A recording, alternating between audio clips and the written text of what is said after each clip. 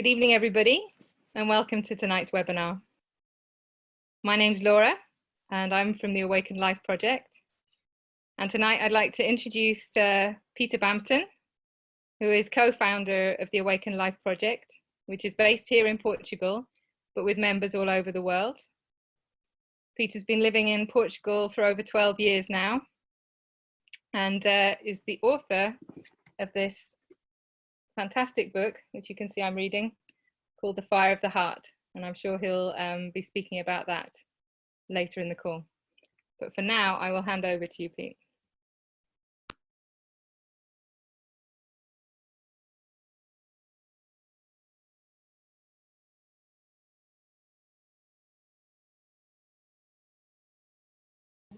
You're muted, Pete.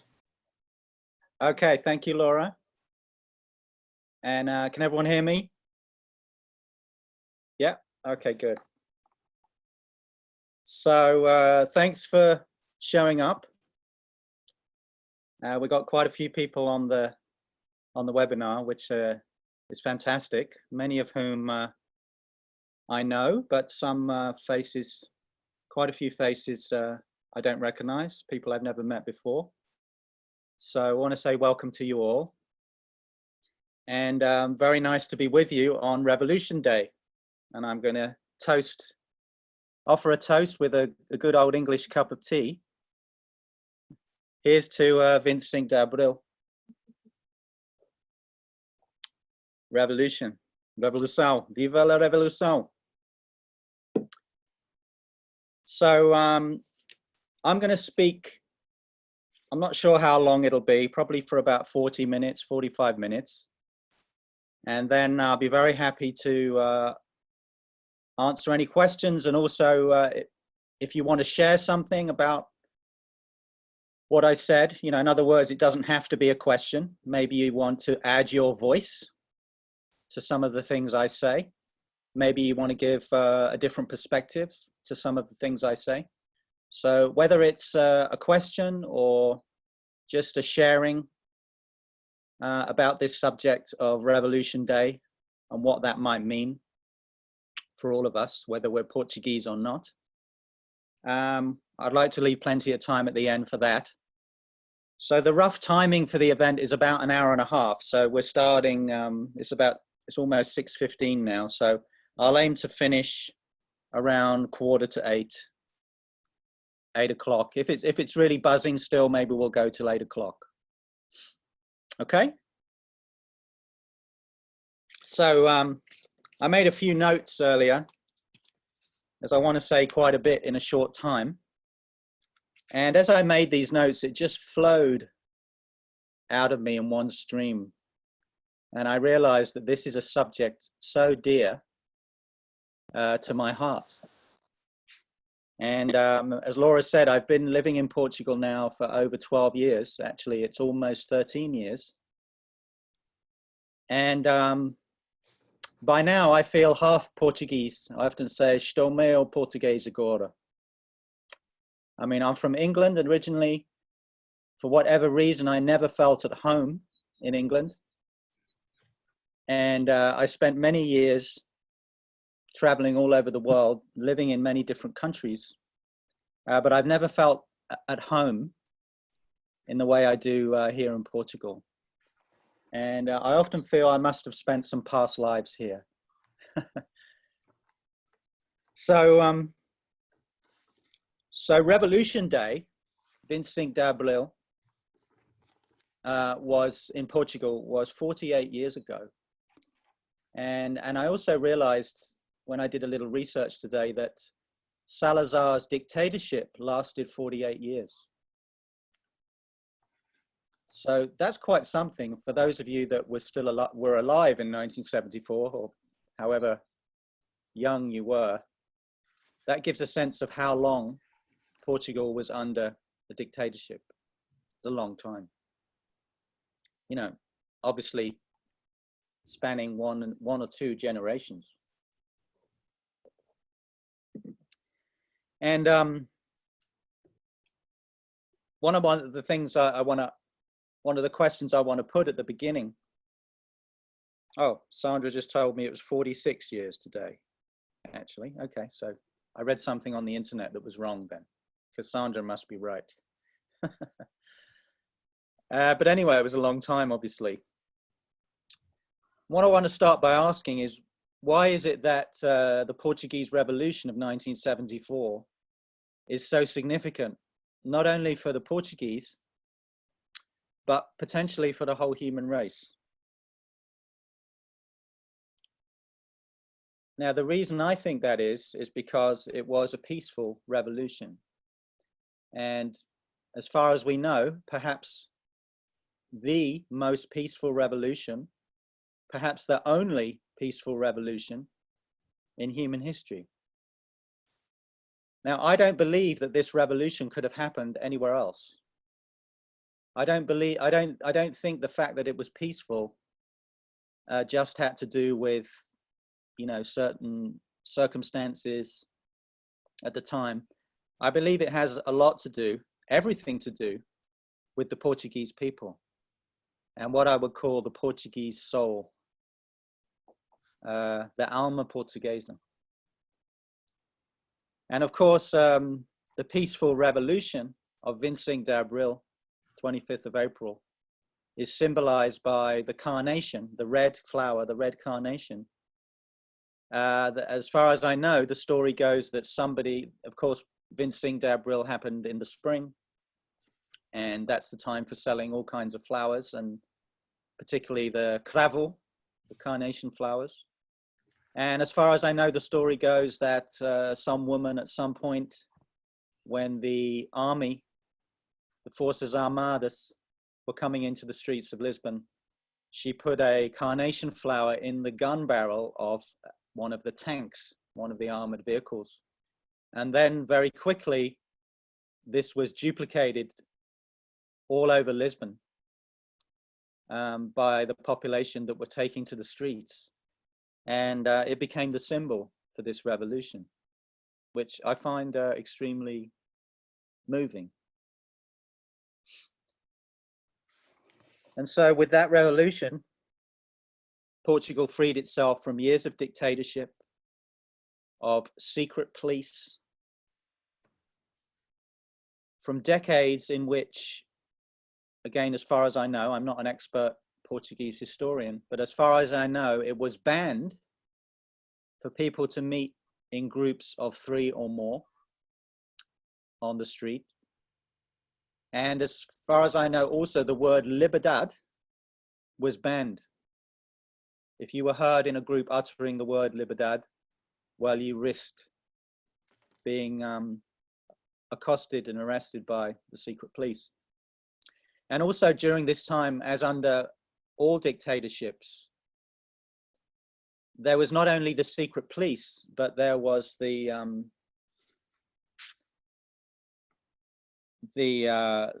fear of being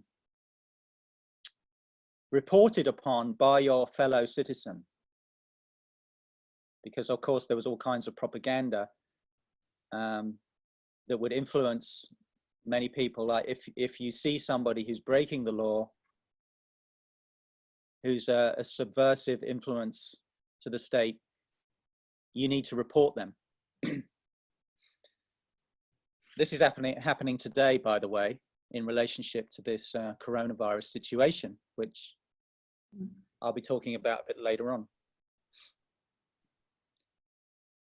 So I think I think this day is a very significant one to celebrate, both for the Portuguese people and for the cause of human freedom in general.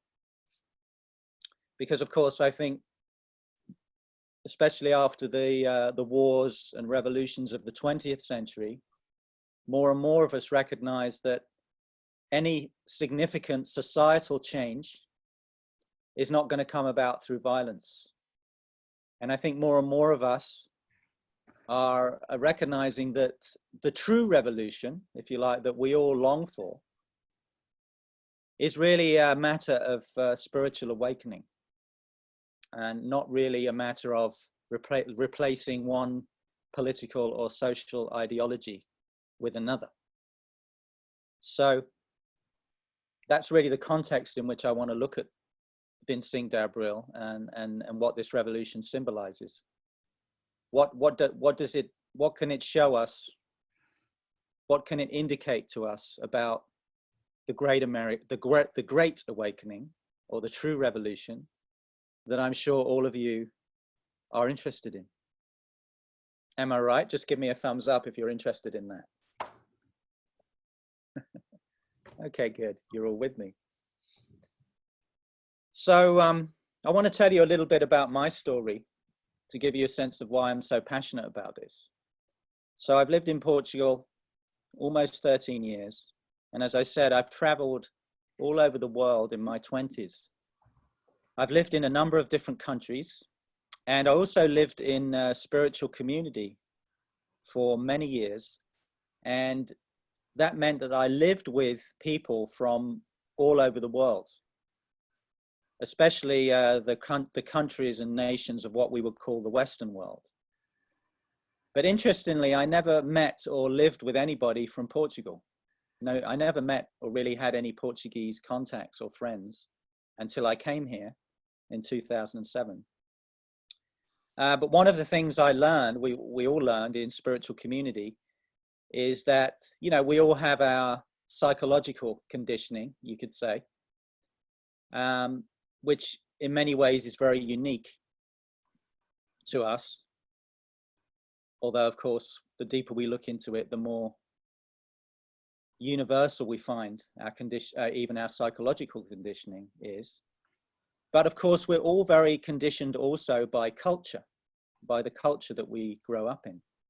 And we would all find when we live together in spiritual community, you know, Americans, British, Dutch, Germans, Spanish, Canadians, New Zealand, Australian, you know, and there was also people from India and a few other Asian countries. We would all find, of course, that we all were very conditioned by our culture, and all cultures have, you could say, a positive characteristics. You know, there's certain positives that come from the cultural conditioning of our race or nation, and then there's always the negatives or the patterns that tend to limit and stifle our true liberated potential. So, but as I said, I didn't, probably of all the countries in most, I probably had some experience of living with and getting to know most people from European countries or other Western countries. But as I said, I didn't know anything about Portugal or the Portuguese until I came here. And I just want to say a little bit about how I came here. So my wife and I, Cynthia, we were living on the island of Ibiza in Spain before we came here for a couple of years. And it was while we were there that we had this crazy vision to create a project of some kind dedicated to the evolution of consciousness and culture. And then we began to look around for land, you know, that we could possibly buy to plant the seed of this vision. And the only reason really that we ended up looking in Portugal was because we could afford to buy some land here. Spain was way too expensive generally. And anywhere in Northern Europe, of course, was even more expensive. So that's the main reason we started looking here in Portugal. But I'll never forget the first trip we took here. We ended up camping in October. It was pouring down with rain for about 2 weeks. We're living in a tent. And we started looking around at different properties. But the thing that really, besides the landscape and the natural beauty of the place, what really attracted us was something about the Portuguese. They're such sweet people. There was just this sweetness and kindness we felt in the people in this area, in this quite traditional area of Portugal. And little did we know that we were guided to come to Portugal for a much bigger reason, a much bigger purpose than we were obviously aware of. Because I could never have imagined back then what has unfolded with the Awaken Life project, a Projeto Vida Desperta, here in Portugal. It's truly amazing. And very soon, once we started to begin to renovate this abandoned quinta, so we bought an abandoned quinta, which is like a small village. And I look back now and I always say it was a molho de pedra e silvas. So it was just a big pile of stones and brambles, like you wouldn't believe, like 12-foot high brambles. I think I spent the first almost 2 years just clearing the silvish and the brambles, just so we can see what was here. And then we started to have volunteers, and this was even before we had any events. And Portuguese started to come, attracted by our vision that we put up on a little blog. We had this vision page that was all about living the truth of unity. That was always the vision we put out right from the beginning.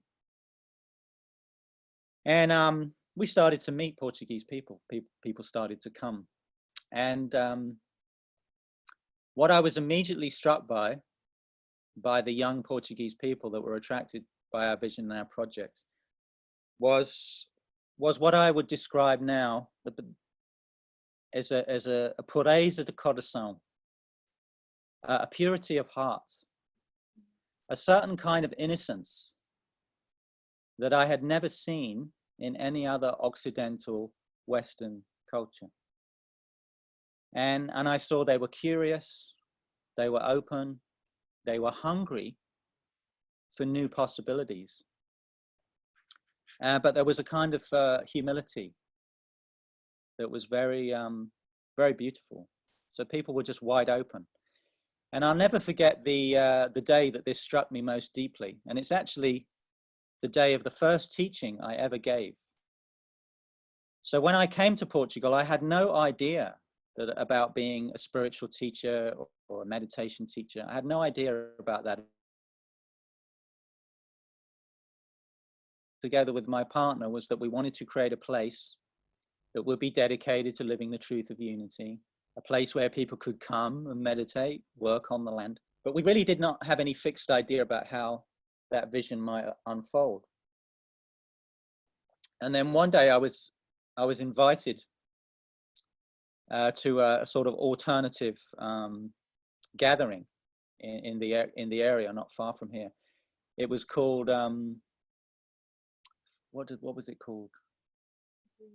Green Gathering. That's right. It was called the Green Gathering, and I can't remember the Portuguese. Encontro Verde. That's what it was called. It used to happen here every year. And the organizer sent an email around. We knew the organizers, and they said, if you want to share anything on any subject, you know, anything about from sustainable living to anything philosophical or spiritual you'd like to share. So I thought, okay, well, I'll do a presentation about consciousness evolution. So it was the first time I ever sat in front of a group of people and gave a teaching, and it was about 30 people. And I just let myself go, as I always do, and just shared my passion for spiritual awakening in the form that I was speaking about it at that time. And half the people there, actually it was a bit more than 30, it was probably about 40 people. So about 20 of them were foreigners who were living in Portugal, so mostly Dutch and English. And I'll never forget, they were all kind of sitting there like that.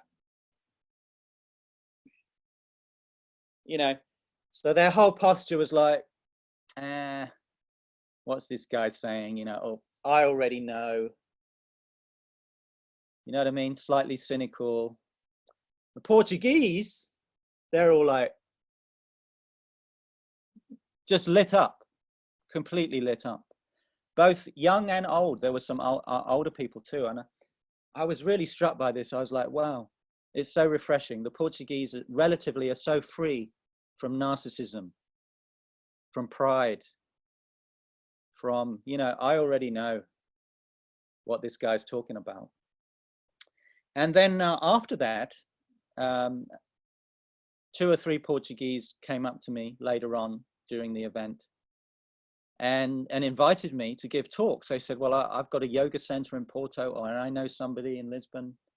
After that, I started to receive some emails. And basically, this is how I started to teach. So I didn't really choose to do this. It really came to me, and it came to me because of the Portuguese. So if we had started this project in any other country, I don't think I would be doing what I'm doing in the way I'm doing it. So as I said, I recognize this purity of heart, this kindness, this warmth. Oh, and I want to tell another little story to illustrate this. So very early on, when we had the land, it was before we were living on the land here, I started a fire to burn the silvish, the brambles that I was cutting. And this fire, unfortunately, got out of control. And I started a forest fire here. And it was one of the most terrifying experiences of my life. And it happened on All Saints' Day, Dia dos Santos, 12 years ago. And I realized it was out of control, and I had to call the bombeiros, the fire brigade. And anyway, thankfully they got here. It took them a long time to get here because it was a holiday, national holiday. But thankfully, because of the wind, it didn't spread too far. But it burned a big strip of land above our quinta, and it burned some land that we're not even going to buy. So we hadn't even signed the escritura, the contract for the land yet. So you can imagine what I was feeling. I was like, oh my God, I've just moved to this area. I've set fire to the place. We haven't even bought the land from Antonio yet. So Antonio was one of the owners, which I'll tell you about in a minute. All these people in the area, the local people, they're going to think, oh, this crazy, stupid foreigner. I'm going to be ostracized. What a terrible way to introduce myself to the area, right? You can imagine this was all going on for me. Now, I'll never forget the day that that evening, we walked into the local village where Antonio lives. So Antonio, who was one of the owners of the land, he was a spoon maker. He would make colheres de pau, wooden spoons out of the pinheiro, you know, the pine tree. Lovely old man. And I never forget Cynthia and I walking into the village, and I was getting ready for like, oh, what am I going to say to him? He's going to be so upset, you know. We haven't even bought the land yet. And I just saw a silhouette. You know what a silhouette is in the shadow? And he just stood there with his arms open, with open arms.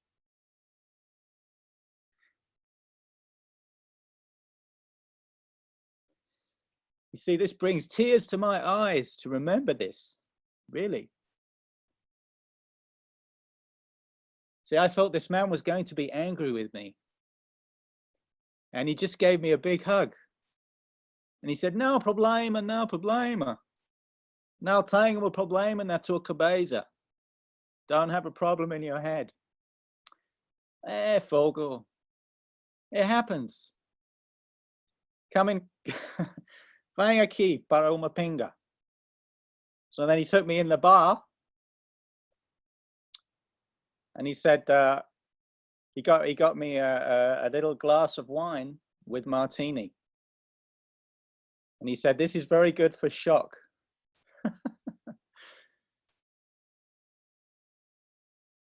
And then later on we went to the neighboring village of Benfeita because we had to go and see the president of the freguesia, of the junta.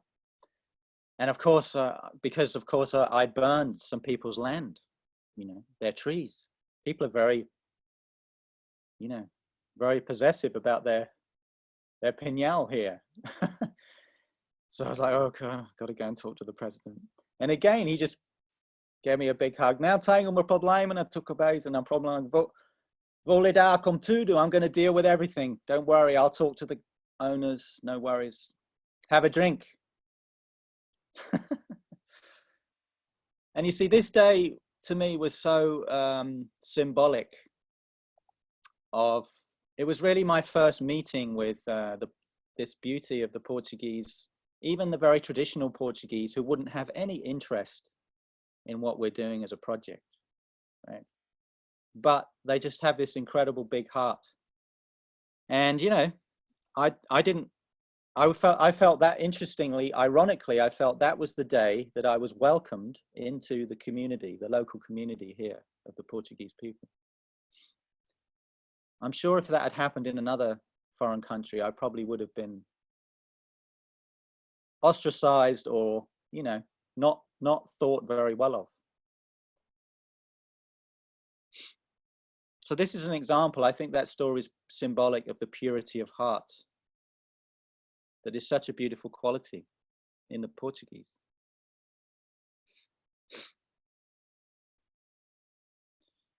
So, yeah, and I want to say a little more about this purity of heart, because despite the fact that Portugal obviously is heavily influenced by the Catholic Church, and of course, one of the results of that is, you know, there's a lot of shame and guilt.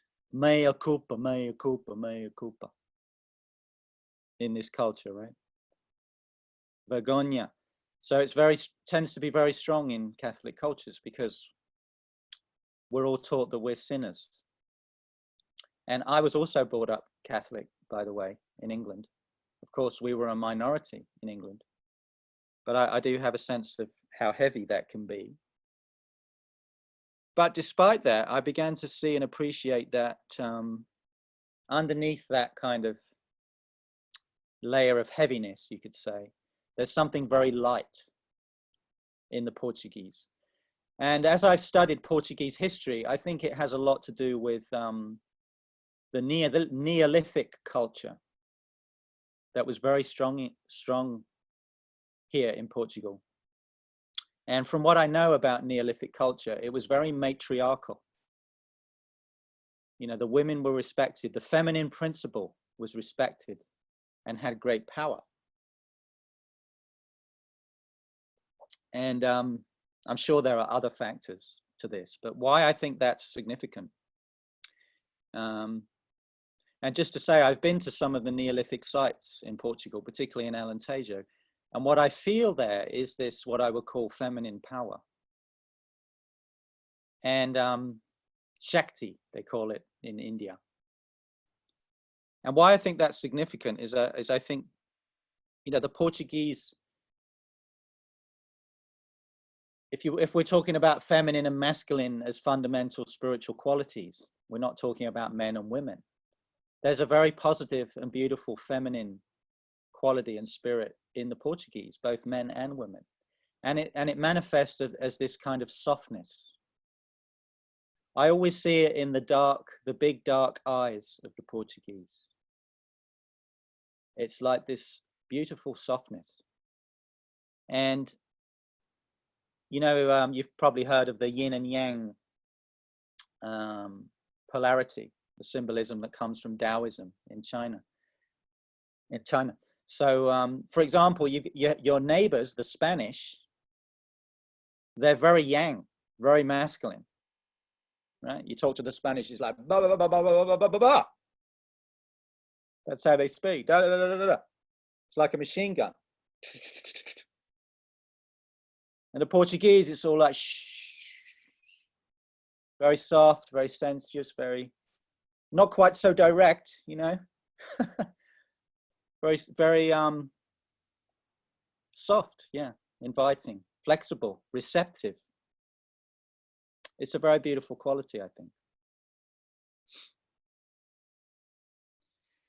Another thing I discovered when I started to study Portuguese history, and I've studied far more about Portuguese history than I have about British history. I don't know, I'm very fascinated by it, is that I'm not sure when it was, but quite early on after the founding of Portugal, which means Portugal, which means door to the Grail, door to the Holy Grail. So somehow in the founding of Portugal as a nation, you know, despite it was, of course, under in the name of Christianity, there was this sense of Portugal being a door to the Holy Spirit. And I believe Portugal is a door to the Holy Spirit. I think it's a portal on the earth to the invisible depths, you could say, of our true nature. And I think that's why in the Portuguese people, there's always this sense of the universality of the human race. So, for example, one of the things I learned from a historian who I met and interviewed several years ago, he told me that in Lisbon, I'm not sure when this was, maybe 1300s, 1400s, in the cathedral, in the Sé, in Alfama, that Christians and Muslims and Jews would gather together to pray in the same place. Now, that could never have happened anywhere else in the Western world at that time. That's quite something. So what that points to me, is that the ideal, you could say the ideal of the universal human, which nowadays, you know, especially for those of us who are a bit more progressive, you know, it's the ground we walk on. Right? It's very common. It's like, well, yeah, of course, we're all one human family, whether we're Portuguese, British, American, Russian, whether we're raised Christian, Muslim, Jewish, Buddhist, right? We've gone beyond that ethnocentric consciousness, and we all recognize the ideal of the universal human. But just if we go back 50 years or so, that ideal was not very, very strong or generally recognized, even by most people in the Western world. So the ideal of the universal human, that was really what Martin Luther King and Mahatma Gandhi were fighting for. Nelson Mandela as well, of course. They were really fighting for this ideal of the universal human. So it's relatively recent in terms of general history or Western history. But I believe that this ideal was pioneered by the Portuguese, and it goes it's part of the Portuguese soul, you could say. And I feel this is why Portuguese, awakening Portuguese especially, have an enormous contribution to make to the evolution of consciousness and culture in our time. I was also fascinated in my studies by the age of discovery. Right, so you Portuguese, you went everywhere. I mean, everywhere. You know, you got in those ships, you know, and okay, you went down to Africa, but you didn't just, you know, try and colonize. You didn't really go inland very far. You know, you'd create a little port, you know, of course you were doing bad things like slavery, but everybody, all the European colonizers were doing slavery and, you know, exploiting resources and all of that. But then for some reason, the Portuguese would be like, hey, what's next? Enough already. Let's keep going. And then you went off around Africa, went to India. Went around India, went to China, Japan. Nagasaki, it's full of Portuguese architecture, apparently. You know the word for thank you in Japanese? It's arigato. And it was recently discovered that the Portuguese, they didn't stop there. They went to Australia. And there's conclusive evidence now that the Portuguese were in Australia way before Captain Cook apparently discovered it for the British. Now, isn't that interesting? Because if you look at the British and the Dutch and the Spanish and the Belgians, right, all the other colonial conquering powers, while of course there was something in common in terms of some of the things I mentioned, there's a very different quality to the Portuguese expansion. And the main difference is that the Portuguese made love everywhere they went.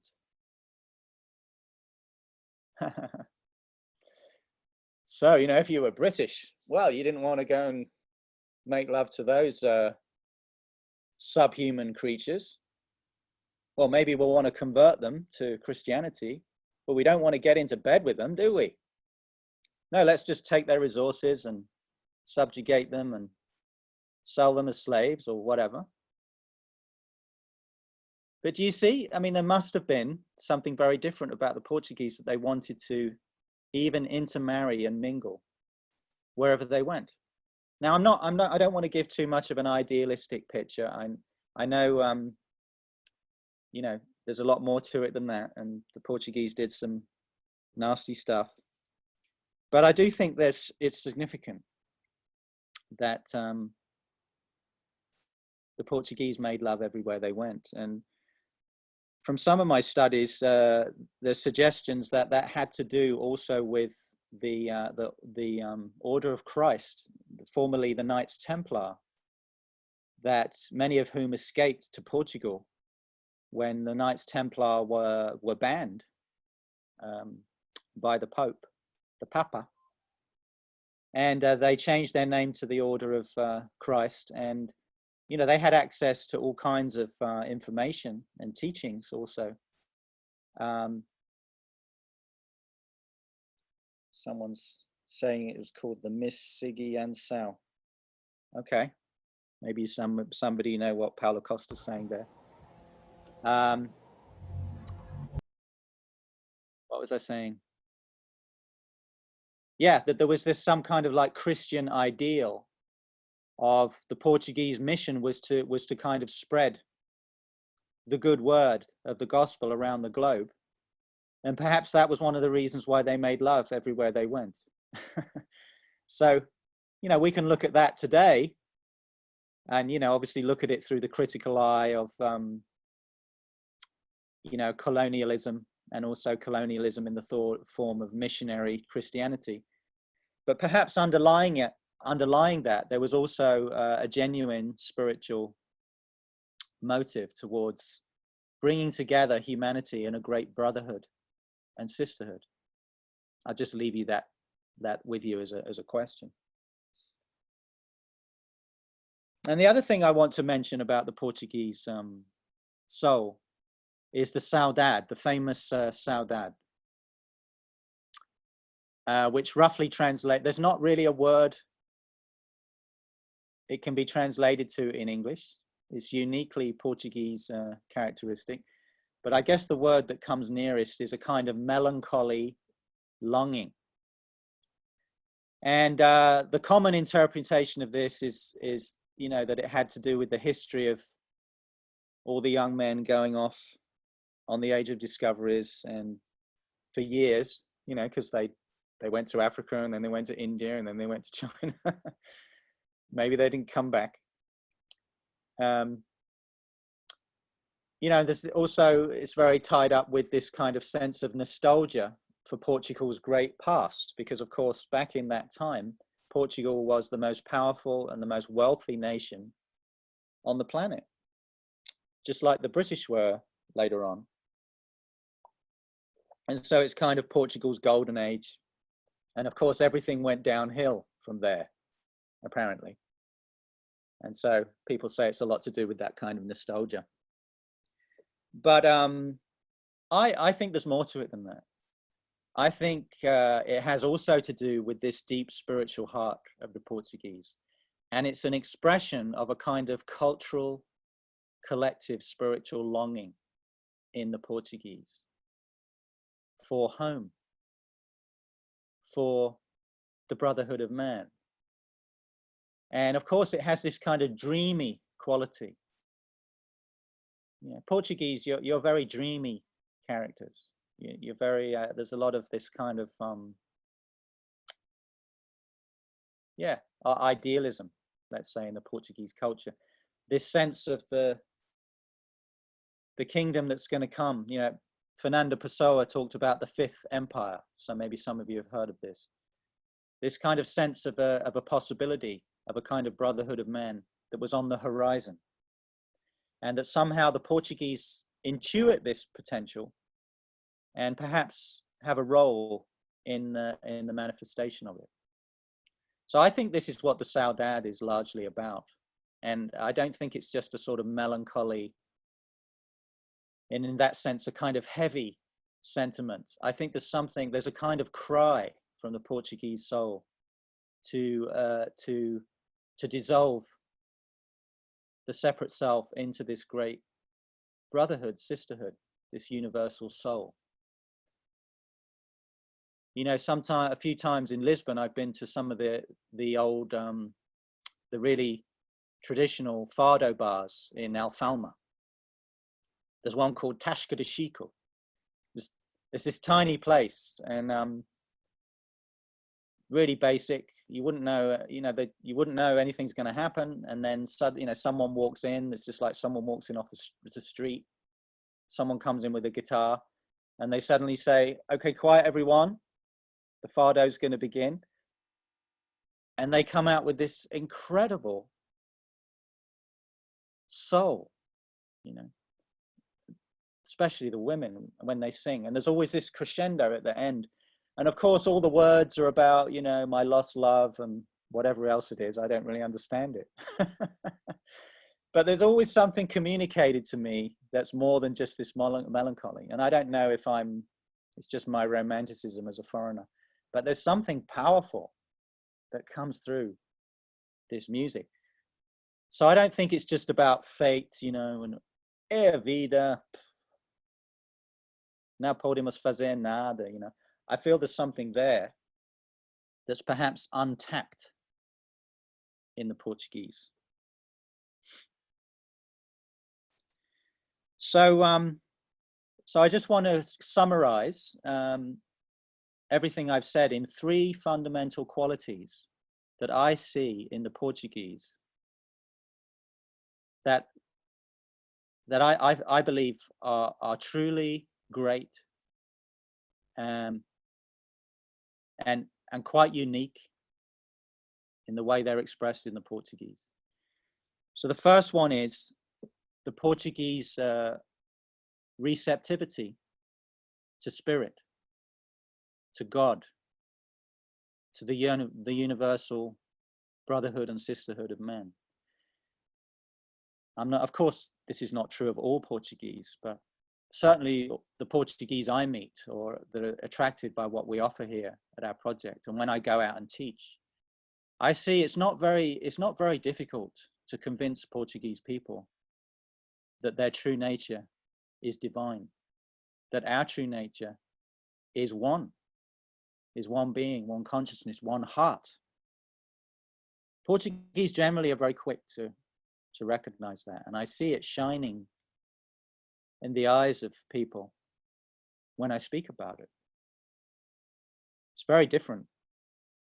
You try and convince a room full of British about that, or Americans, or Dutch, or Germans. Well, not so easy.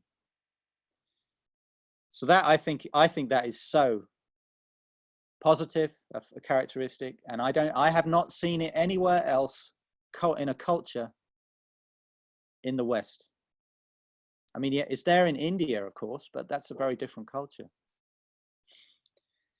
Then the other quality which is related to this is what I would call the evolutionary impulse, or the pure passion for new horizons, right? For discovery. Why is it called the age of discovery? You see, it's not called the age of conquests. It's the age of discovery, because that was the driving force behind it. You just kept going. And there's a lot of Portuguese people now involved in our Awaken Life project, very, very deeply committed. And when I started to teach, I recognized, not only do these people want to wake up to the truth of spirit, but they are pioneers. They are curious. There's something in the Portuguese soul when you break through the more negative layers, which I'll speak about in a minute, that's very free and has a sense of anything being possible. I mean, how could it be otherwise? How could the Portuguese have done what they did? I mean, it's not a very big place, is it, Portugal? How could it be that the Portuguese went all over the world? There's nothing else to explain it. I don't think it's because you were more greedy, you know, than the British or the, you know, it's something to do, it's something deeper than that. And then the third quality is, yeah, this intuition of the brotherhood, the universality of men. So at a certain point when I began to see all these characteristics in Portuguese people, I started going out publicly and speaking about it, which is something that I want to start doing again. I realize when I get talking about this, I start to feel an obligation to speak about it. Why? Because when I do speak about it publicly to Portuguese, so many people are so deeply moved. I've had people come up to me in tears, thanking me and saying, thank you, thank you, thank you. Nobody ever told me this, but I know it's true. I know in my heart it's true. And I must say, practically every Portuguese who I've spoken to, when I've spoken about this, somewhere they recognize it is true. But this is not something that the Portuguese recognize in themselves, and it's not supported in the culture. Which really brings me to the other side of the coin, which is why that is the case. And I think that's got a lot to do with what happened to Portugal and the Portuguese after the great age of discoveries. And you know, I'm not a Portuguese historian, but my sense is that probably since the Lisbon earthquake, which was in 1751, I believe, Portugal has been through one kind of collective trauma after another.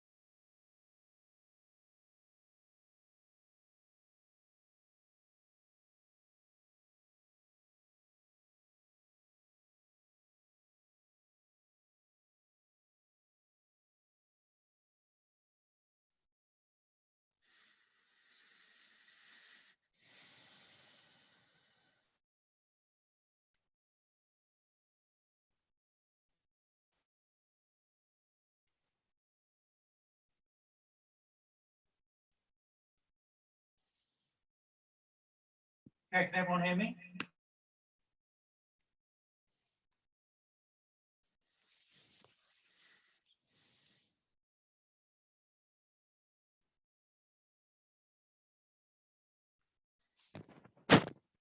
Not hearing, no.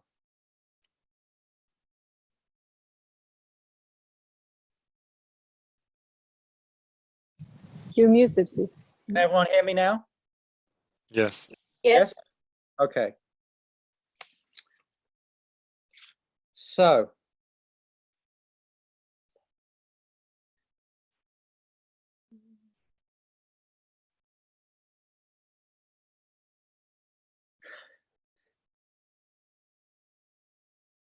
I've completely gone blank. I don't remember what I was saying. You're talking about after the earthquake in Lisbon. Ah, the Lisbon earthquake, right. Spanish Inquisition.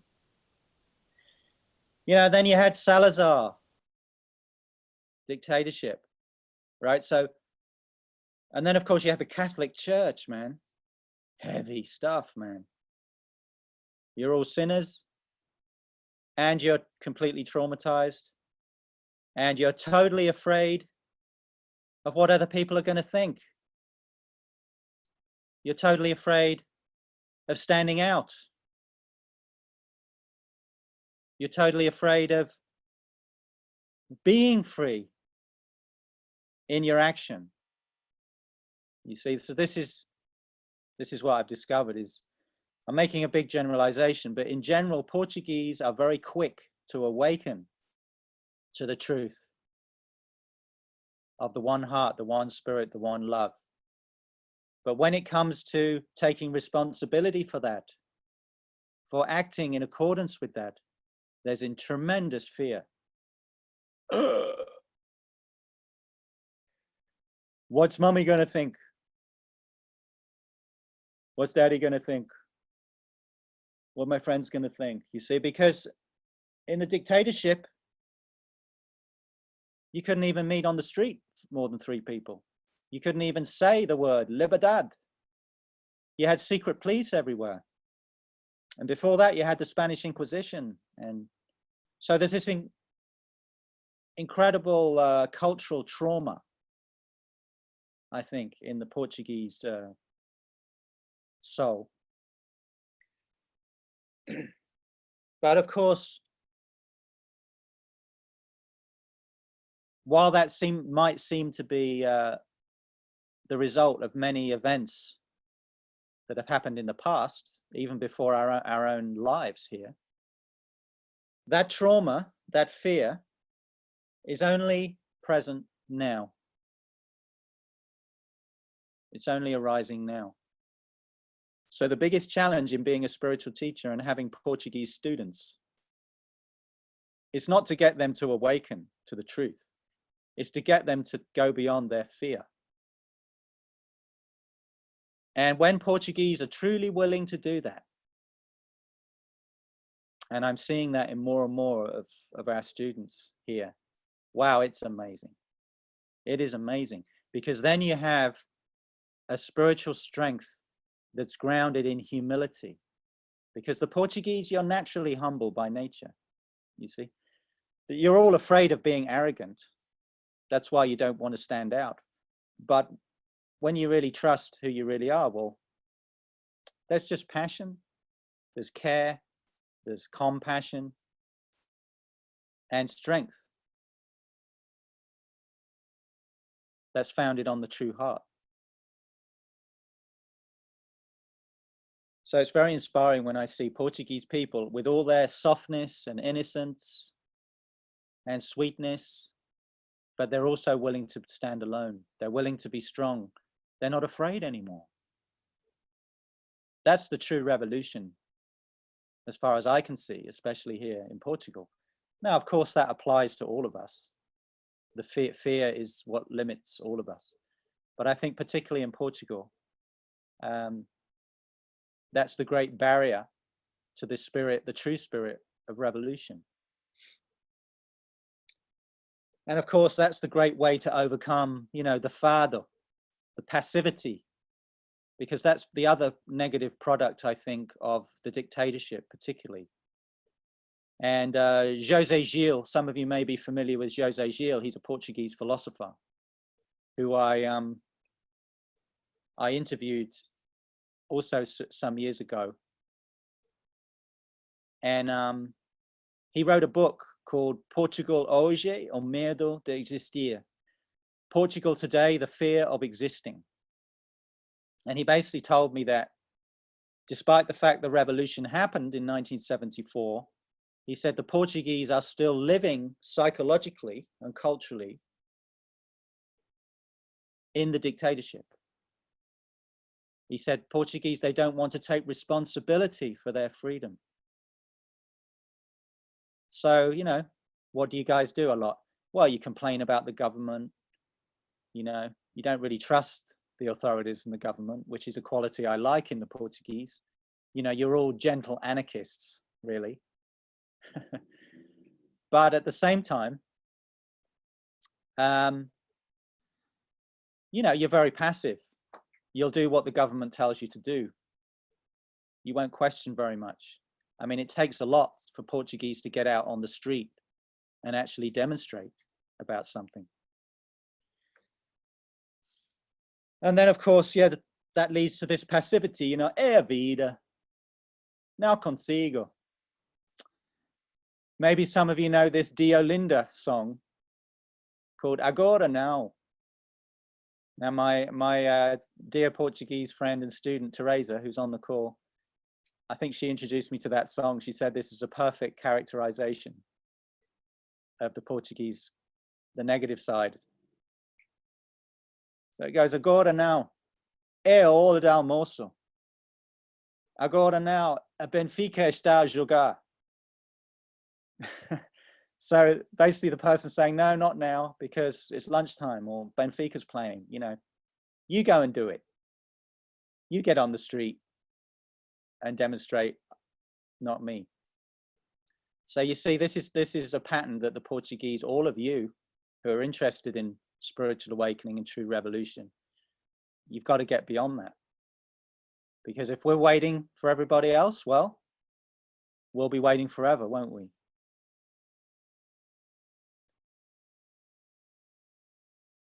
So the last question I'd like to put to you really has to do with bringing everything I'm saying to the present moment and to the present time that we're living in.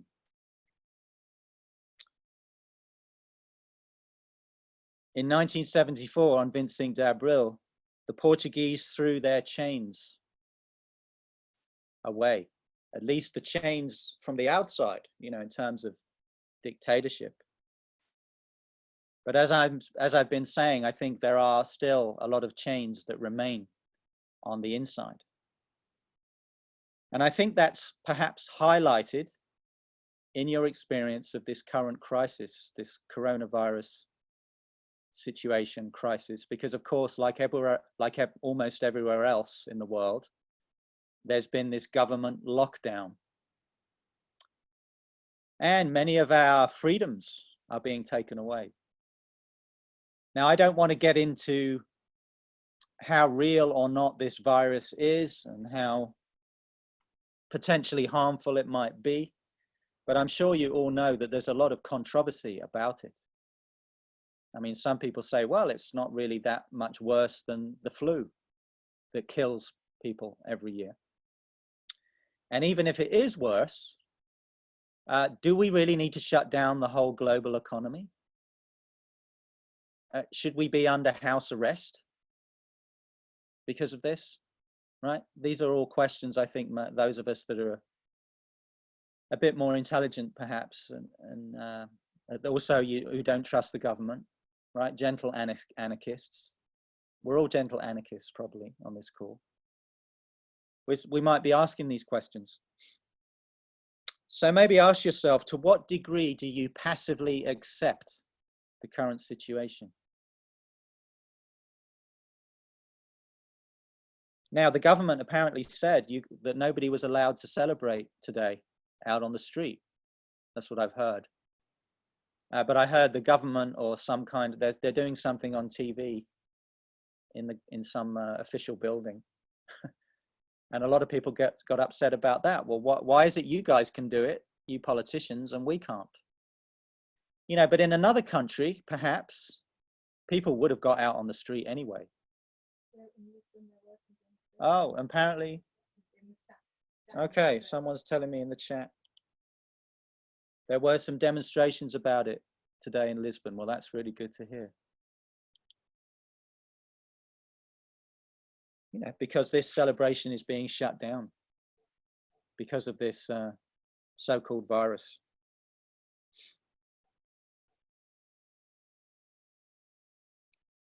So perhaps ask yourself these questions on a social level.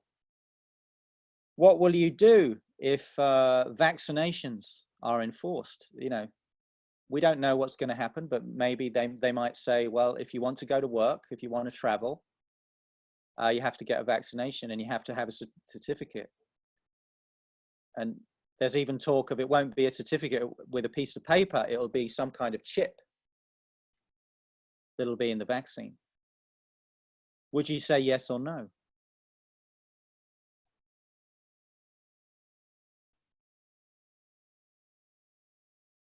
I mean, they're already, I just heard they're closing down travel.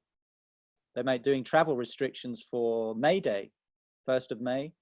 And I heard it's Mother's Day also on that weekend. And we can't travel. Same as what happened at Easter, at Pasqua. Well, I guess we'll just accept that. But what if this carries on until next Christmas? Are we just going to accept it? Just some questions, you know, so I think we should all put to ourselves. So that's on the social level, you could say, on the more political social level. But on the more spiritual level,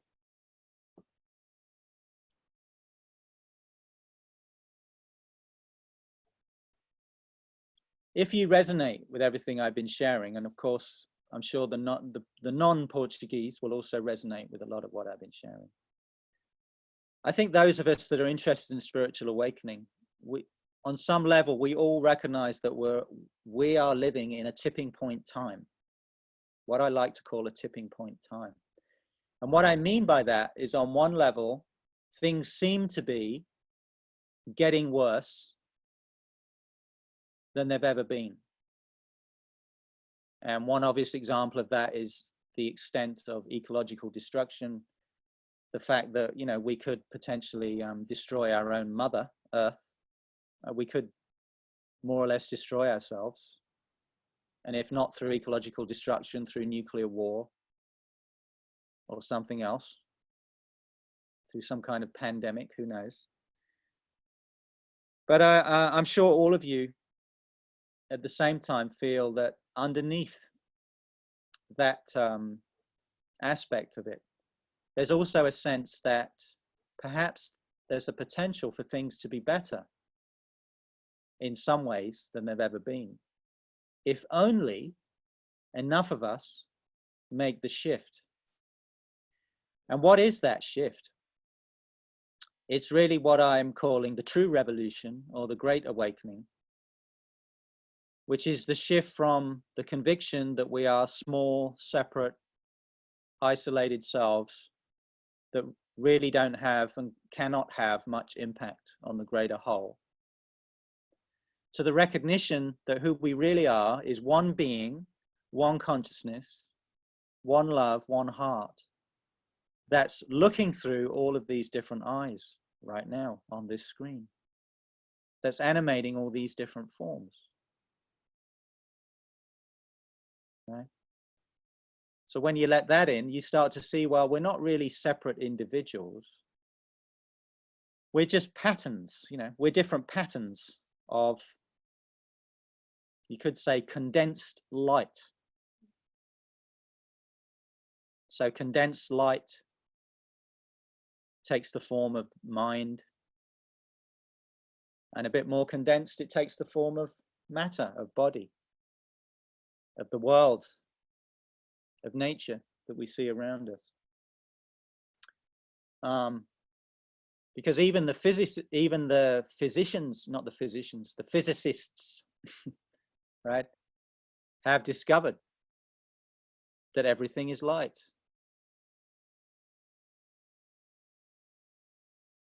Not only the great spiritual masters and mystics.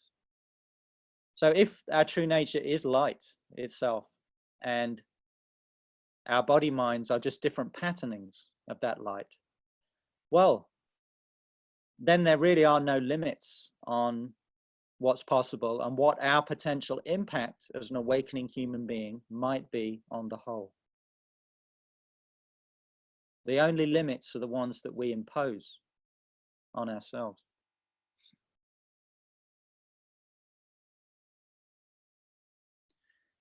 So, yeah, I want to just finish with something I want to share. It's a song from one of my heroes, Bob Dylan. And he had this song, and he sang this line. They say the darkest hour is right before the dawn. They say the darkest hour is right before the dawn. Right? So my intuitive conviction is we're in this darkest hour. And I feel that this whole global lockdown with this coronavirus, I feel, you know, look, I feel the potential for a big tipping point collectively. I mean, let's face it, people are being forced to go on retreat of some kind. You know, I mean, some of us might be meditating more, but pretty much everybody at least has to be reflecting on the trajectory of their lives. And of course, you know, more and more people are waking up and questioning the narratives of the mainstream media, of the government. Maybe there are some motives behind this lockdown that are really not for the benefit of our health and humanity. You see, more and more people are questioning these things. So my feeling is that the dawn is coming. Now, I don't mean that in a kind of utopian, idealistic sense, but potentially in the sense of more and more of us making a shift into that which really matters. One heart, one life. All expressions of the conscious light that wants to be born into this world. So that's what I'll leave you with is, are you ready to be born? Are you ready to be a revolutionary, a true revolutionary? And if you're Portuguese, are you ready to embrace, assuming you recognize it to be true, all of the characteristics that make Portugal truly great? And I think you guys, the Portuguese, you need to be much more proud of who you are. Because sometimes people say to me, oh, well, that will just lead to some kind of nationalism. And I always say, no, you don't have to worry about that with the Portuguese, because the Portuguese soul is all about universalism, you see. You're not nationalists. I mean, okay, maybe some Portuguese are. But you see, you've all got something to give to the world that's desperately needed, which is the peaceful revolution.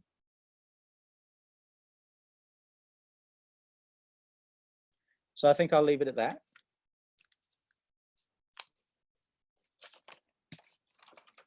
And be happy to take any questions, or if any of you want to share anything as a response to what I've said.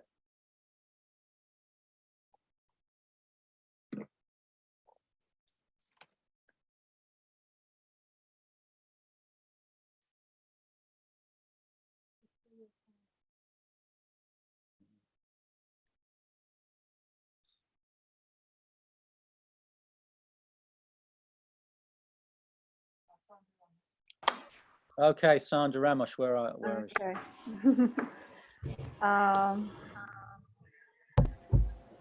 I'm when you said that thing about we all have something to share, you know, like this sense of universality. Yeah. It just touched me really deeply, and immediately afterwards I just felt this. I think it's related to what you spoke before. It's related to the shame and the certain humble pride, humble arrogance. I don't know how to call humble it. Pride. Yeah, or arrogance. You know, like I'm too humble for that. You know, it's just, oh, I couldn't. And it just felt very much in tune with what you've been saying. And it's not a question, it's just, yeah, I want to do my part. Fish. Vamos vencer. Okay, Paulo Costa. Yes, hello. I've been hearing since the beginning of the history. Maybe sound is not good. No, I can hear you. Okay, and I didn't know about the Portuguese name, Portugal, with Christian symbol, but we have lots of Christian symbols on our flag. And the globe is representing the world trips. And the motivation for that was because we have defined our frontiers in the third dynasty of the country. So we only have the Spanish, we get along.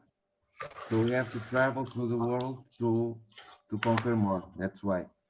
And then they divide the world into parts, Portuguese and Spanish, and that's why we scatter all around. And in the middle, we have this miscegenação that they told us in history, which was incentivized to our ship sailors to make love with the other woman, but maybe it was not making love, could be raping. They just want their genes on the other land. It's very difficult to hear you. There's a lot of noise going on. Okay, this was about the past, but in the present, I see the Portuguese are very resilient. That's our main strength. We can take it. Yeah, could be submissive because governments say, but I see that we have this strength to hold everything. And, yeah, very resilient. Yeah. And we don't go forward. We don't have this bravery because it's because of the dictatorship. And in our houses, I remember that I was unemployed on 2013, and I was really mad about the politicians, very corrupt. And I said to my parents, I want to do this and that, this violent stuff, and they stop you, see?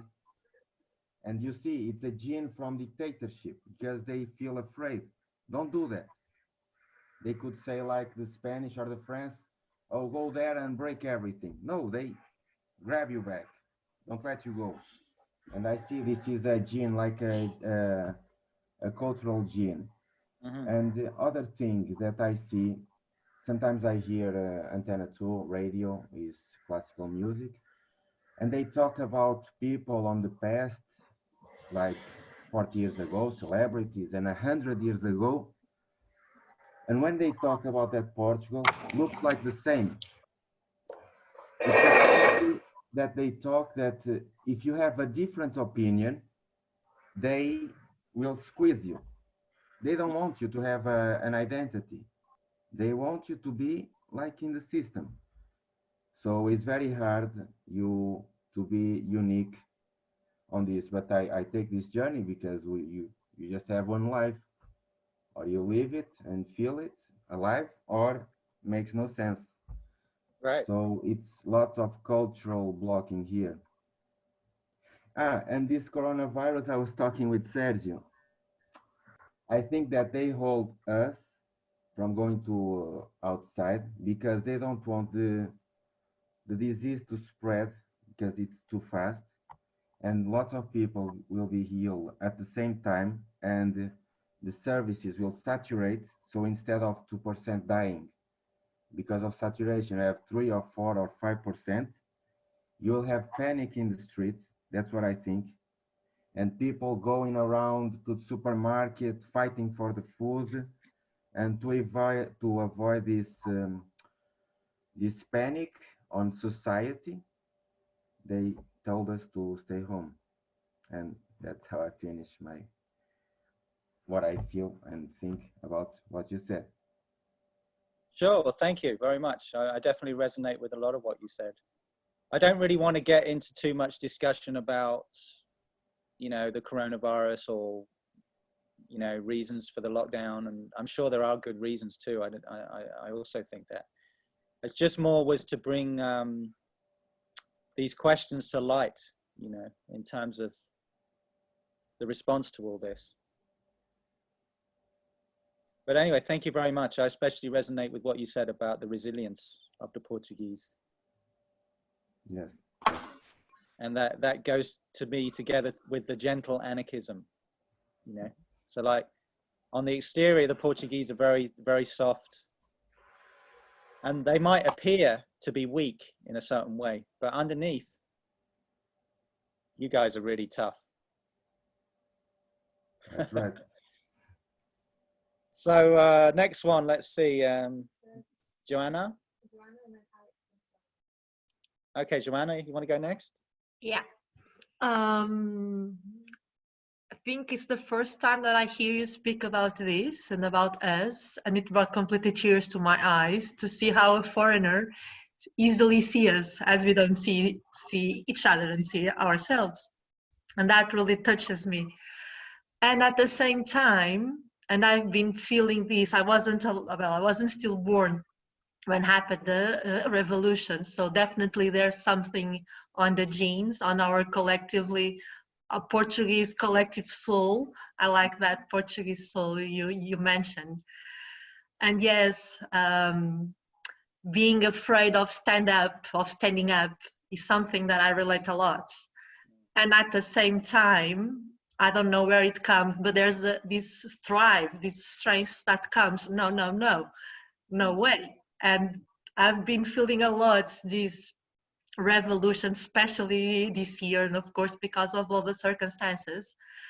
And I've been perceiving a strength and an impulse that I don't know where it comes from, and that's really something that is there. It's always been. I remember now with this lockdown, I remember things since I was a child, so things really back then. And now that you are saying that those are Portuguese characteristics, oh my God. So that's at the same time a huge relief, very good to hear it, and it brings a lot of, again, the responsibility. Not in a heavy way, as Portuguese always carry this heavy backpack. No, just as a, oh yes, I can do this. Right. And I just today, after what our call yesterday, I decided to sit and have a post in Facebook, which kind of just standing out. And actually, there's something here of honoring the memory of those who actually made this possible. Yeah. So as a country, as a humanity, I would say, even because there's something of this Declaration of Human Rights. Come on, what are we living? Are we forgetting this? Are we forgetting that so many people had sweat and tears and fights for bringing this to us? Right. And I don't know, really. Really, I don't know, because of course there has these several layers. And where I said I don't know in practical terms how to manifest. And definitely I relate with that, you said humility, pride, because I sense that, no, I don't want to stand up because I'm going to be arrogant and I'm going to bring lots of this pride. So, and I'm going to be very egoic. So automatically there's this back down. So sometimes there's this dance, and I really don't know how to do differently. I've never done that. But there's this huge, well, I would say almost unstoppable thrive, strength, impulse. Okay, right. I don't know how, I don't have a clue, but there's something here that I really want to honor, because freedom is this. It's just allowing ourselves to express. And yeah, in this lockdown, I've seen that I've put myself in so many cages that no, that's my own, and just to want to break them and open. And yes, let us do whatever it needs to be done, not in a unconscious, inconsequent way, because I don't believe in that, but just come on guys, let's actually be free with all of its dimensions. What does freedom mean actually, since locking down to be God? So I just want to bring this, and thank you so much. And well. Wow, muito obrigado. That's fantastic, very inspiring. So thank you, Joanna. Alex. Hey, Alex, great you're on. Do you want to, what do you want to share? Where is he? Can you hear me? Yeah, hey, Alex. Hey, how are you? Boa noite. Boa noite, or boa tarde. Boa tarde. All the way from Sydney, Australia. Aqui é bom dia. Hello, everyone. Now I just wanted to share a bit of my experience, and you know, I won't be long because of, you know, obviously we don't have the time. But at some point when you were talking about the Portuguese, you know, it's like you're talking about me, because you know, as you know, and we never met, but I was with Andrew Cohen for 15 years, and some of the qualities that you spoke about, I could see, you know, and they're longing for. And that has been with me ever since I remember, you know, it's a longing for something that you don't know, but something you want, you know, I cannot relate that to, you know, to the navigators in those days, you know, when they wanted to discover the new world, but they had no idea where it was, you know, and that sort of, you know, sort of a longing that for something deep and beyond, you know, that now I can understand, you know, what that is, you know, but, you know, you know, I remember also, as you speak of, you know, the Portuguese being very soft, right? Very, you know, kind. That you know, often people would say that to me, you know, because, you know, in a way I was never very intellectually developed. You know, you know, I left school when I was 12 years old. And it was the same with many Portuguese. I think one of the reasons as well that Portuguese might be a bit, you know, shy and hold back, right? It's because a lot of, you know, at one point, you know, in the time of fascism, half or more of the Portuguese could not read and write, you know, and Right. that was, you know, a big hindrance in some way, but I remember at my time with Ian, you know, with Andrew Cohen, that, you know, I always, you know, my intellectual development wasn't that good, but, you know, but the longing and the innocence and the desire for spirit, right, was very strong, and that was, you know, in the end was much more important, because that led me to, you know, have the experience of what I ever wanted to experience, you know, and for, you know, after that, you know, was just the unfolding of the mystery, as you know, and you know, that is something that I'm very happy that you are saying those things now, because in those days I was the only Portuguese for a very long time, you know. I never met you there, but I think you were there in those days as well, at least for a while. But I was the only Portuguese, so I had really no one to reflect back, right? To relate to in terms of the things you've been speaking about, you know. But as you were saying it now, and the other day when you're speaking, I was like, man, thank you very much. Finally, I met someone who you know, who confirms what I could see and knew, but, you know, you need another person to sort of confirm it, right?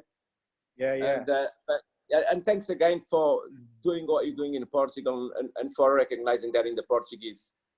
And you know, I'm really happy that there's so many Portuguese on this path, that one day I'll, you know, hopefully now, we don't know when the coronavirus is going to be over, but I want to go over there and to meet you guys, you know, yeah, in person, and you know, to take this dialogue further. Beautiful, Alex. Also, thank you. Eh? Yeah, thank you. Thank you. Go ahead. Just one more thing, when you're speaking about the Portuguese, the revolution, right? Being maybe the only peaceful revolution that you know of. That's another thing, as you're speaking about that, and maybe has a lot to do with Portuguese as well, that, you know, I found out recently, right, that Portugal is the oldest country in Europe, right? In the sense that kept the same borders, right? Yeah.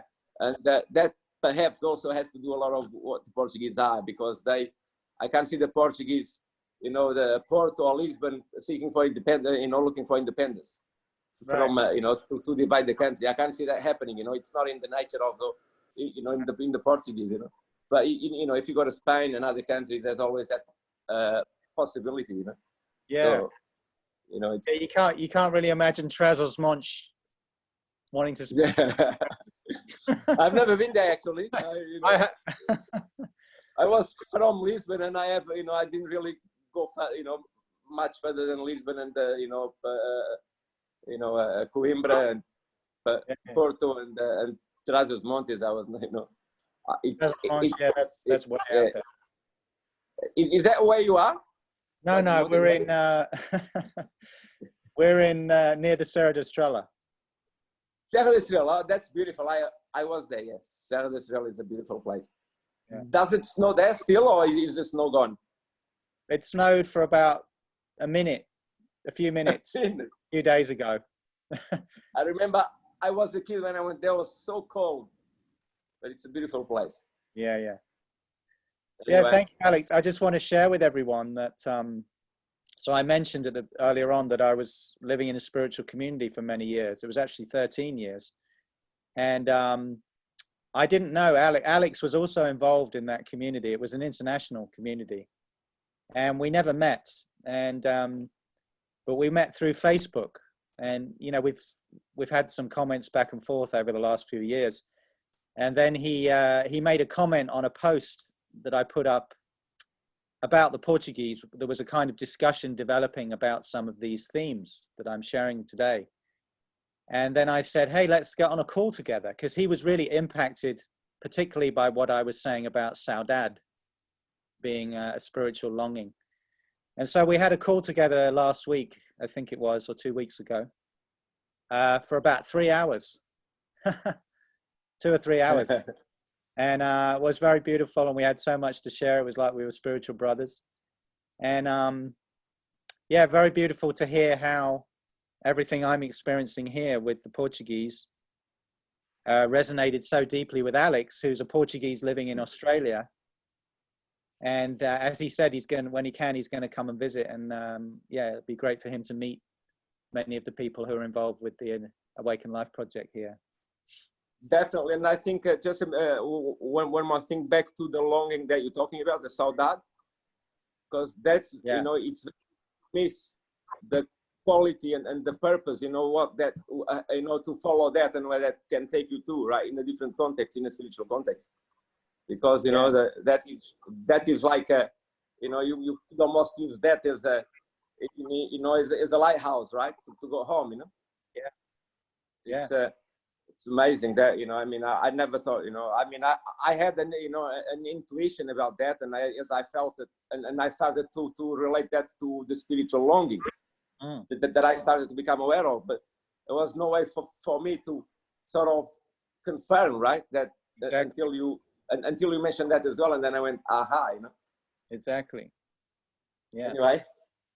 And I think there's also something I've realized through being very passionate about this and speaking about it, that because the Portuguese have this very big inferiority complex, which is another aspect of, I think, the trauma, you know, you tend to look up to foreigners, you know, or you might think foreigners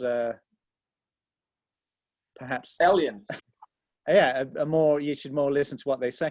So, you know, I just feel that the fact that, you know, I speak about this, and then it awakens the Portuguese to their true nature and their own cultural soul.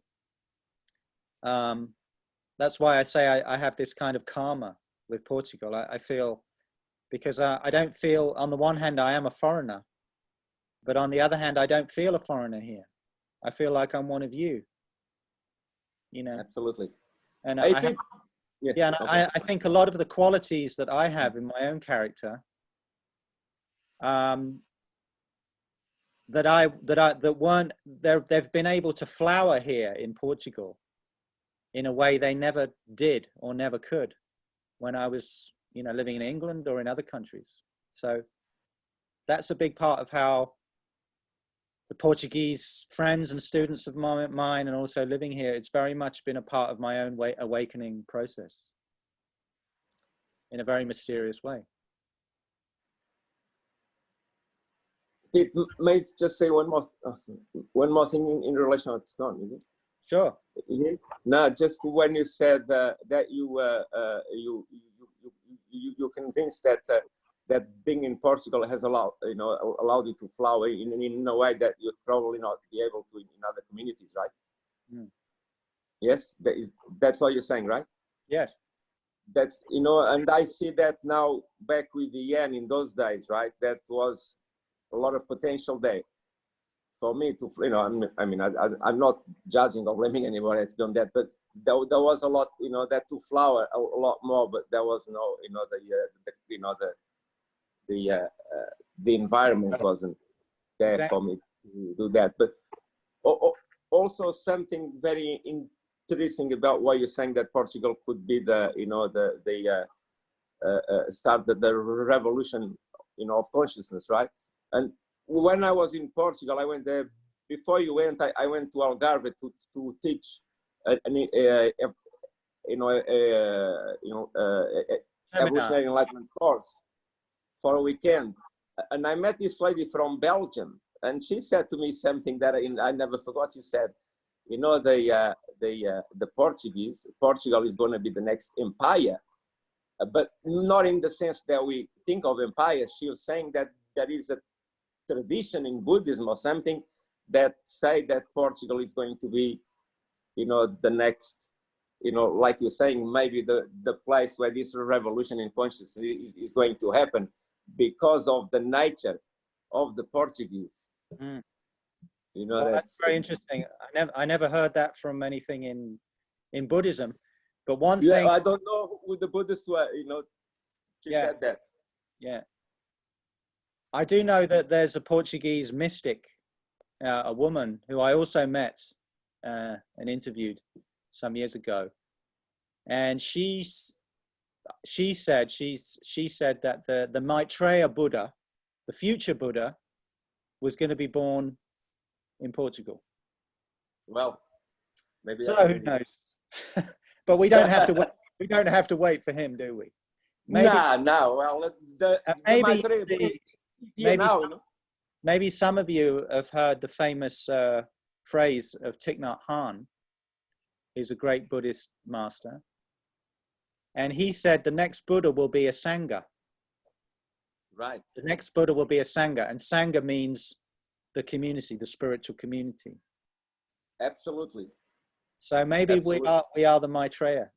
We better get on with it. I think absolutely. I think the Maitreya is already here. We just have to, no self-doubt. Right. We have to continue to to give rise to this that wants to happen. Yeah. We are the ones we've been waiting for. Exactly. Absolutely. All right, great, fantastic, thank you. So who's next? Muito obrigado e boa noite a todos.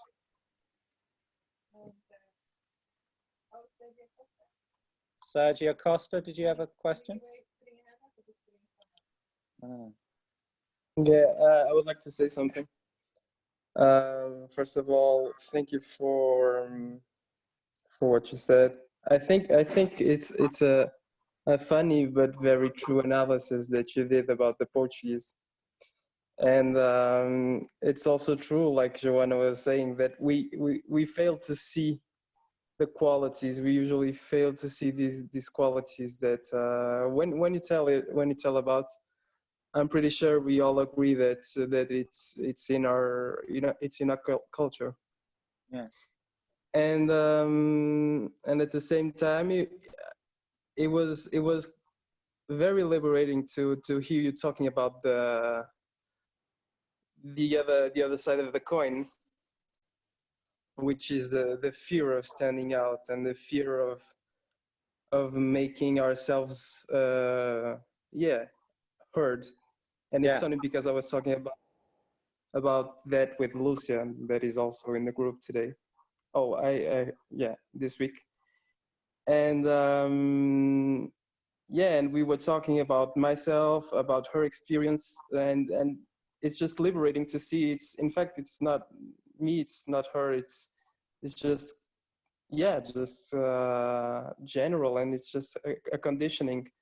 And And I find very interesting that what is happening now, in fact, with the coronavirus and stuff, it's a challenge for a lot of people, but for people that are getting informed, and I think you know what I'm talking about. I'm talking about trying to see behind the curtain and the official narrative and stuff, and eventually you have to come out and speak stuff that people are not sometimes or a lot of times ready to hear, and we already talked about it, and it's a challenge, but yeah, I just wanted to thank you for pushing us to step out,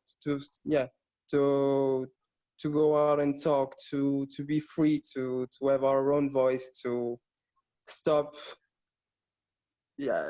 stopping, stop not taking action, stop hesitating, and Yeah, to be free to question. yeah, and don't be afraid of what people may say or think or whatever. So yeah, thank you very much for everything that you said. Great. Thank you, Sergio.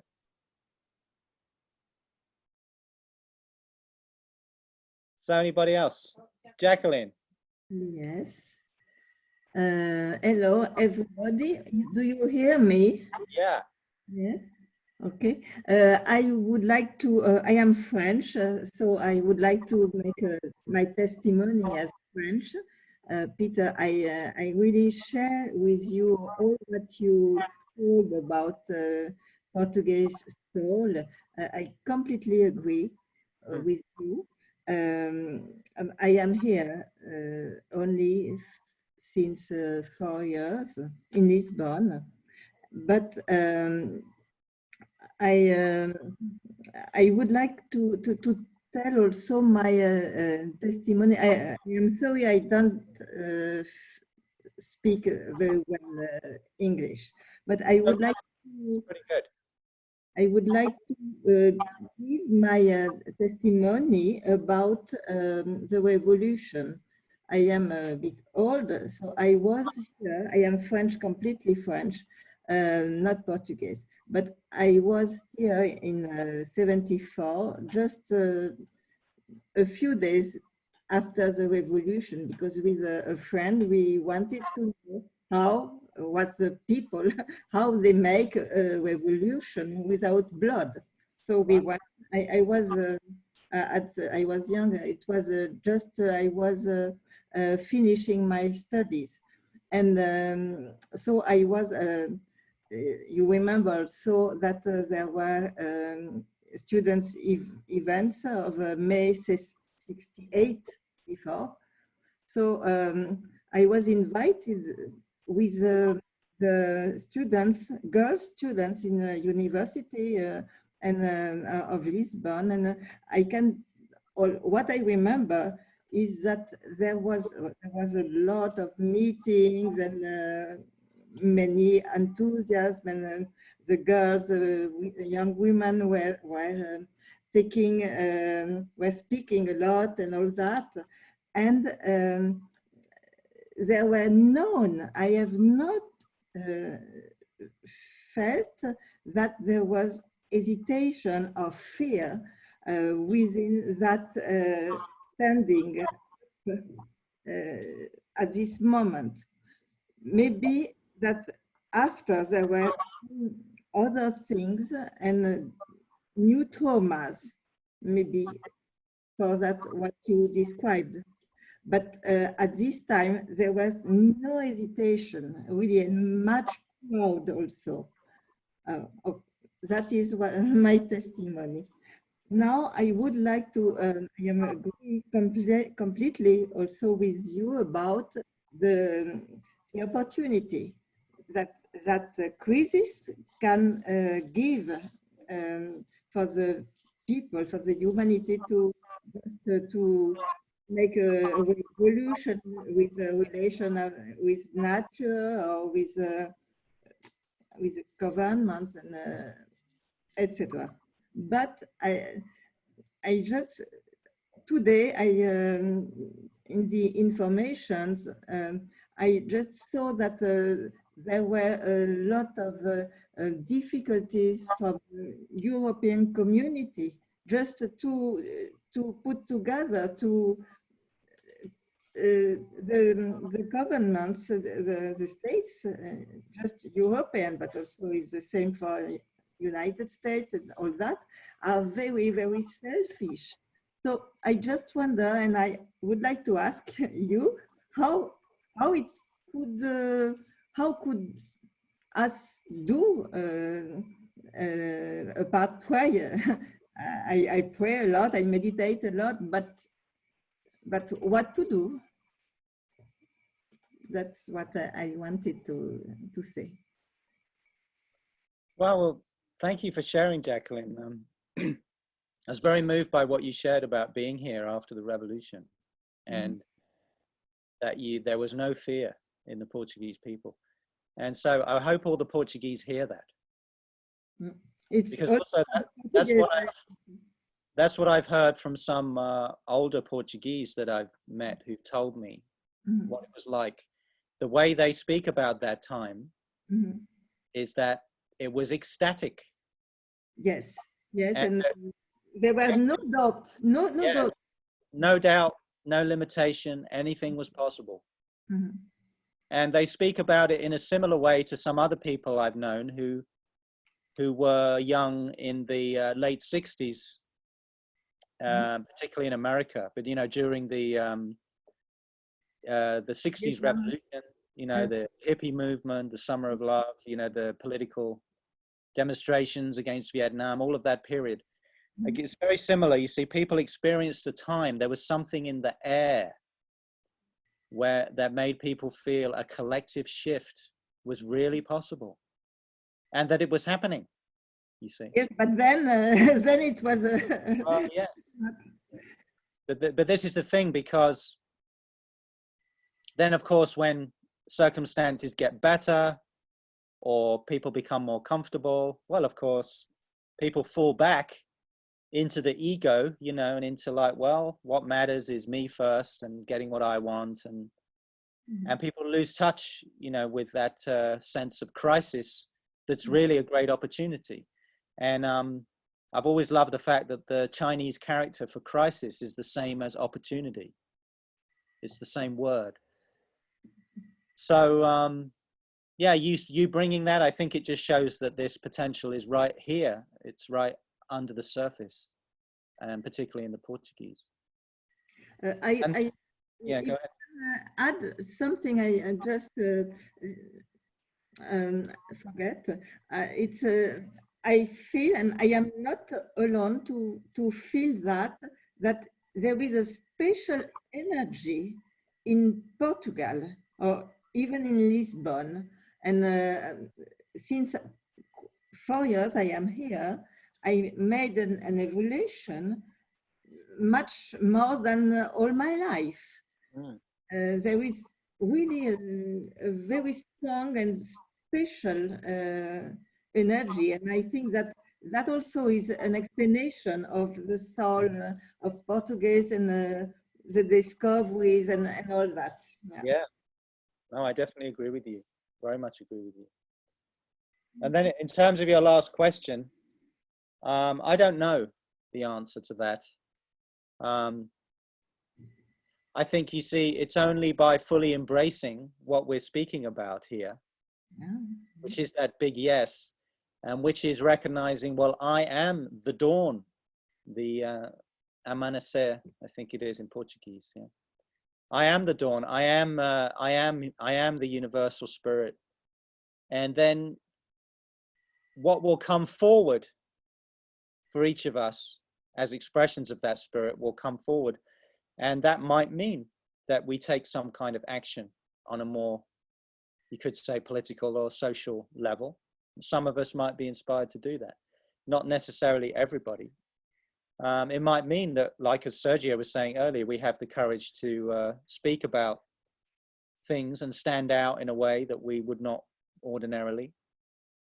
We don't know how we'll be called to act. I mean, one of the ways I'm being called to act is to give this webinar, for example. So I think we all have to surrender to that, listen to that voice, and be willing to respond. That's the key, because the Portuguese are very in touch with that heart or that voice, but we have to be willing to respond. And that will mean being willing to take risks and come out of the shadows, and come out of the shadow of the cultural trauma that inhibits the free expression of the Portuguese. Yeah, but I was not only speaking about the evolution of Portugal. I was speaking of evolution of the planet now, because I am particularly involved in the health sector, and I receive a lot of mails of people from France, and they have a lot of information about virus or other things, and they cannot, the medias are not speaking about it. Of course. And even doctors, and or look, the great teacher in Marseille, the same. And so I think there is a lot of blockage. Oh, I totally agree. And I think so then it's our responsibility to share that information. Oh, I just transfer all. You know, and then, you know, other people will do what they're going to do with it. But as you said, there are so many questions about this virus, about the tests for the virus, about the apparent death rates. You know, are people really dying of the virus, or do they have other complications and then just calling it the virus? You know, why is there this lockdown? Is it really necessary? What is the motive? You know, there's all kinds of questions. I don't know all the answers, but there are more kinds of questions, and more people are questioning this way. And also the nature, excuse me, but also about the nature of the virus, because there are a lot of people who says about a laboratory in China. Exactly. Yeah. And also you're talking of the health field, you know, we don't have government ministers or, you know, people from the World Health Organization coming out and saying, well, make sure you get some sunshine and, you know, take some lemon and ginger, and these herbs are really good to boost your immune system. We don't hear anything like that at all, do we? Just like, no, we need a vaccine. So this is why I think this is also part of the Great Awakening. I feel, and it's also because people aren't at work, you see.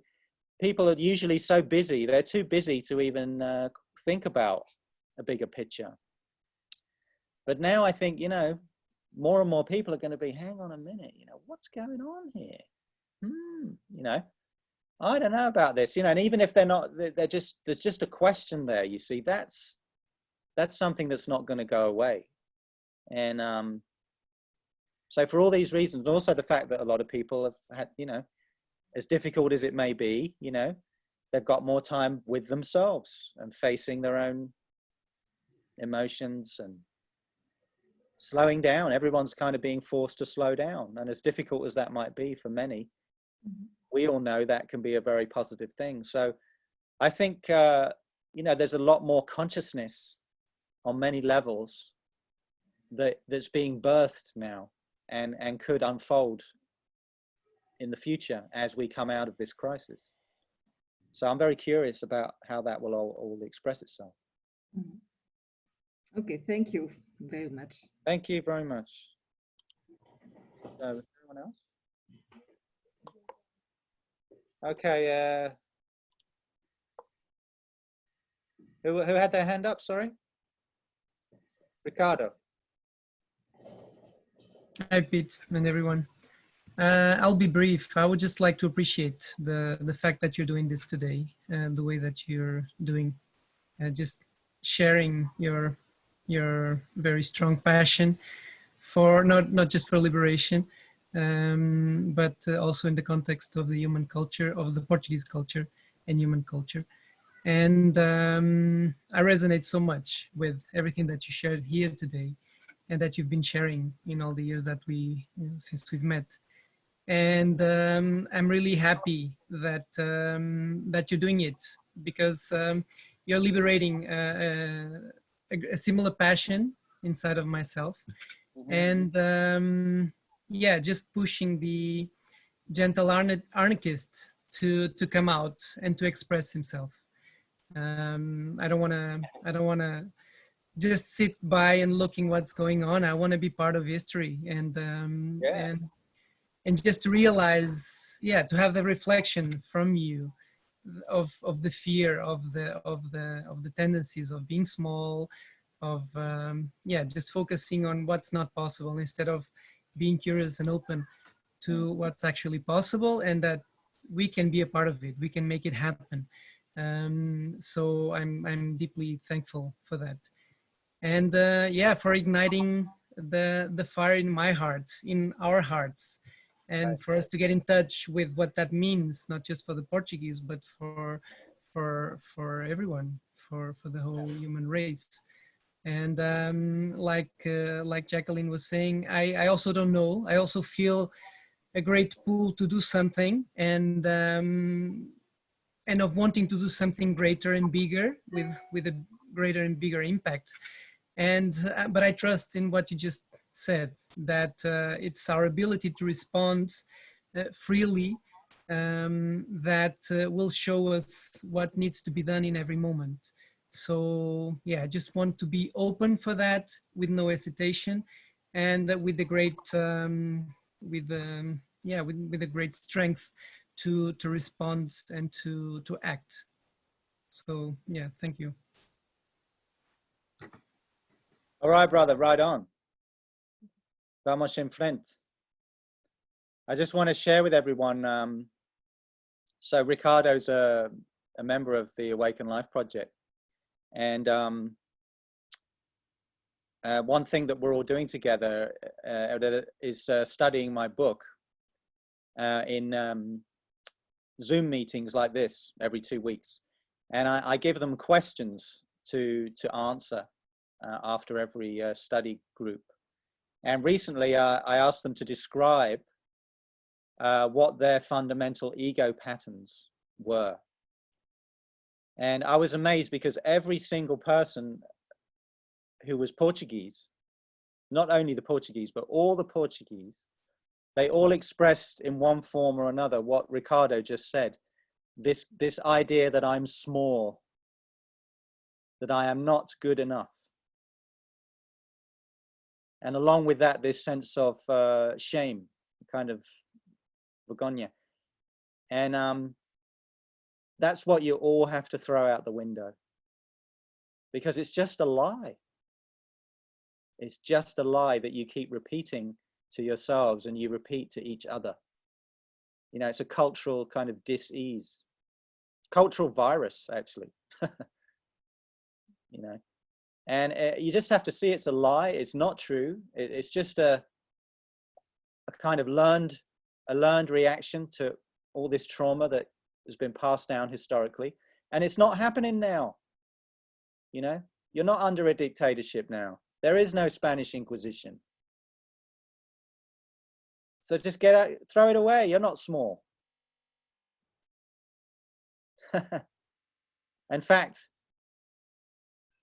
you have bigger hearts than many, many people on this planet. You have a big contribution to make.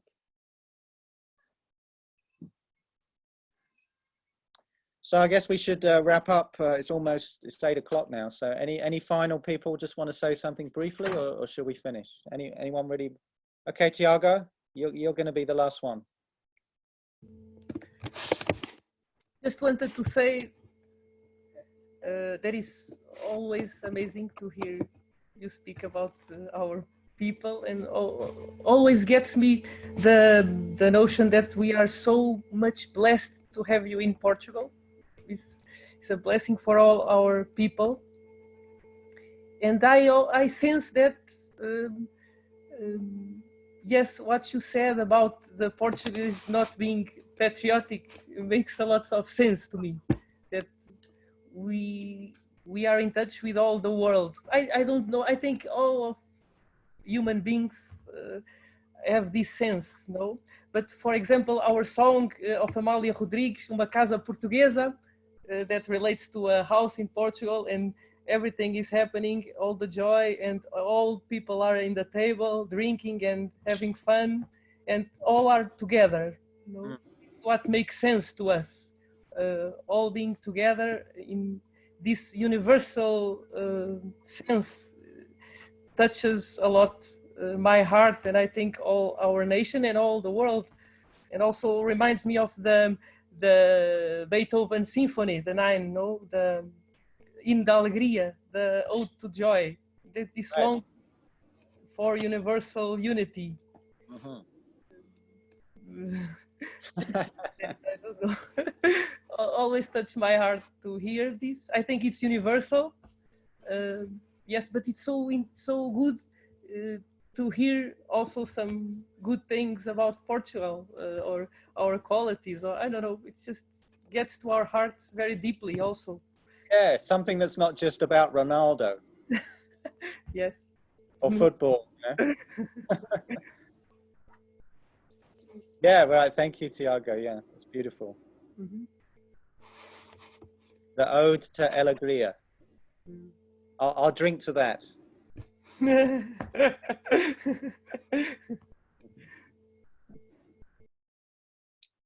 Alrighty, so I'm just looking at the comments here. All right, great. Well, thank you all. It's really been a joy and a pleasure, um prazer passar este tempo contigo, com vocês. And vamos em frente. E até a próxima. Thank you. Muito amor. Thank you so much. Obrigada, Pete. Thank you, Pete. Viva a revolução. Thank you. Tchau. Thank you so much, Peter. Obrigada. Tchau. Bye bye, everyone. No. So good.